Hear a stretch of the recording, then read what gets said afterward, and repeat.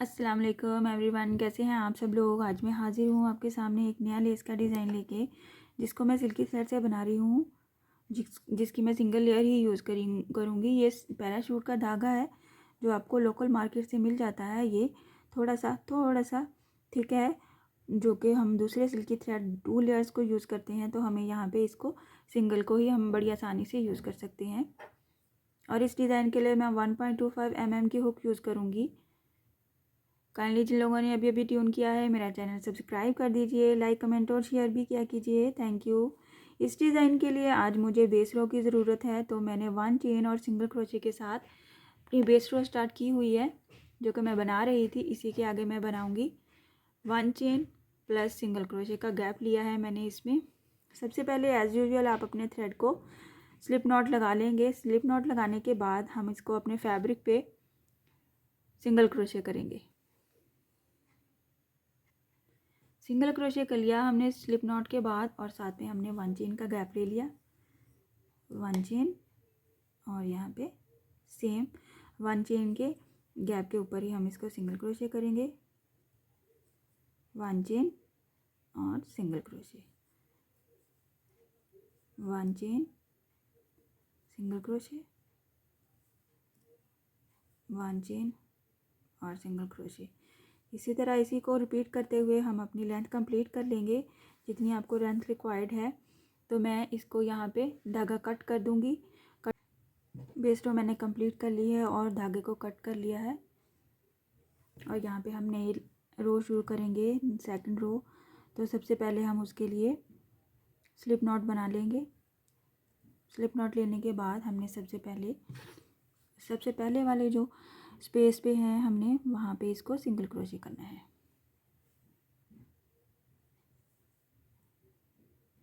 First वाले space में हमने इसको सिंगल क्रोशे कर लिया।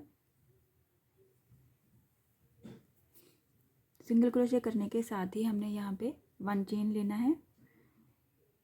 1 चेन लेते हुए आपने इस लूप को थोड़ा सा खींचना है अपने फिंगर के ऊपर रख के, और देखना है आपको कितनी लेंथ चाहिए। यहाँ पे इतनी ही लेंथ लीजिए जितनी आप इसको हैंडल कर पाएँ।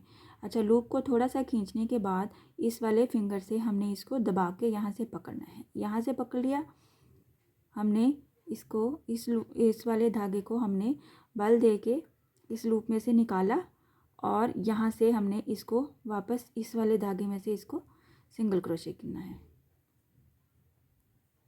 और फिर इसको लॉक कर देना है ऐसे। ये हमारी फिक्स हो जाएगी यहाँ पे डिज़ाइन। यहाँ पे इसको फिनिश करने के साथ ही हमने लेनी है ट्रिपल क्रोशे लेनी है। 3 स्पेसिस को स्किप करते हुए 1 2 3 और 4th में हमने इसको ट्रिपल क्रोशे बनाना है।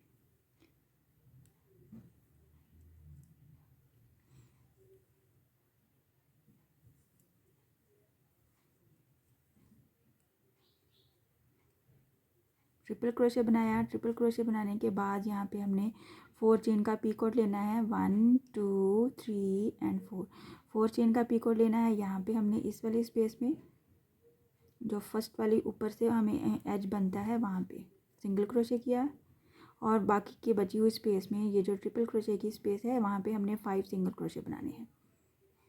1 2 3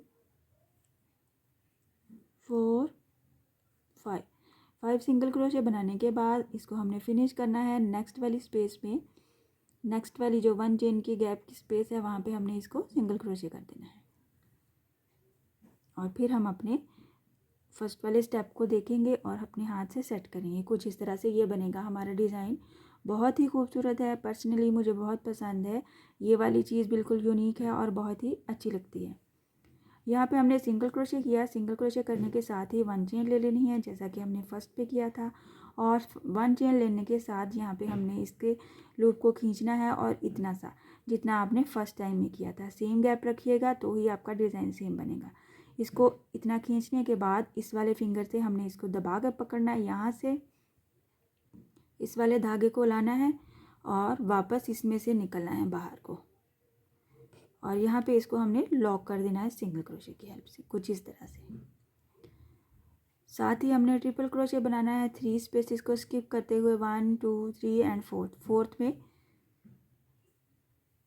ट्रिपल क्रोशे बनाएंगे।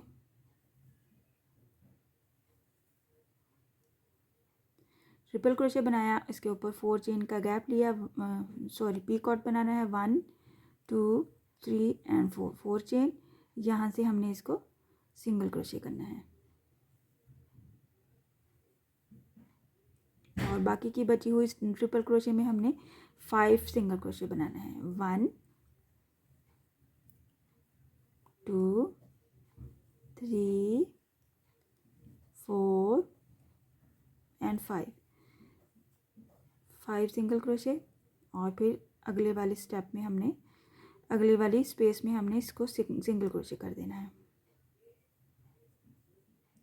कुछ इस तरह से। इसी को रिपीट करते हुए हम अपना डिज़ाइन कंप्लीट करना है। आप देख सकते हैं बहुत ही खूबसूरत लगता है ये वाला डिज़ाइन। ट्राई ज़रूर किया कीजिए। अगर आपको मुश्किल लगता है सिल्की थ्रेड से बनाना, अगर आप बिगनर्स हैं तो आप पहले इसी डिज़ाइन को आप अपने कॉटन थ्रेड से बना के रफली देखें, फिर आप सिल्की थ्रेड से भी बना पाएंगे। तो सबसे पहले हमने सिंगल क्रोशे किया, एक बार फिर से ट्राई करेंगे। 1 चेन बनाया और इसको थोड़ा सा लूप को खींचा, उंगली पे अपनी रखा और दूसरी वाली उंगली के साथ इसको दबाया ऐसे ज़ोर से, ताकि ये आपकी लेंथ ख़राब ना हो जाए। और फिर इस वाले धागे में से आप बाहर आ गए और इसको लॉक किया। यहाँ पे हमने ट्रिपल क्रोशे लिया, 1 2 3 स्पेसिस को स्किप करते हुए फोर्थ वाली स्पेस में जाना है और हमने यहाँ पे ट्रिपल क्रोशे बनाना है।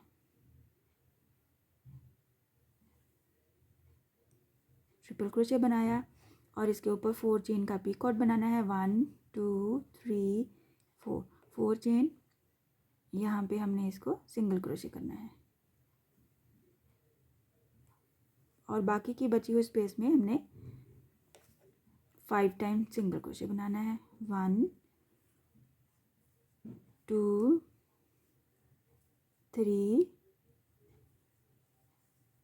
4 एंड 5 सिंगल क्रोशे करने के बाद लास्ट पे नेक्स्ट वाली स्पेस में इसको सिंगल क्रोशे करते हुए 1 चेन के साथ फिर से अपना लूप खींच के अपना मेथड को रिपीट करना है और फिर अपनी लेंथ कंप्लीट करनी है। आपने सेम पैटर्न को रिपीट करते हुए, बहुत ही इजी डिज़ाइन है, बेसिक चीज़ों को यूज़ करते हुए हमने ये डिज़ाइन बनाया है और बहुत ही आसानी से बन गया है। मैं आपको थोड़ी सी लेंथ बना के शो करती हूँ ताकि आपको समझने में ज़्यादा आसानी हो।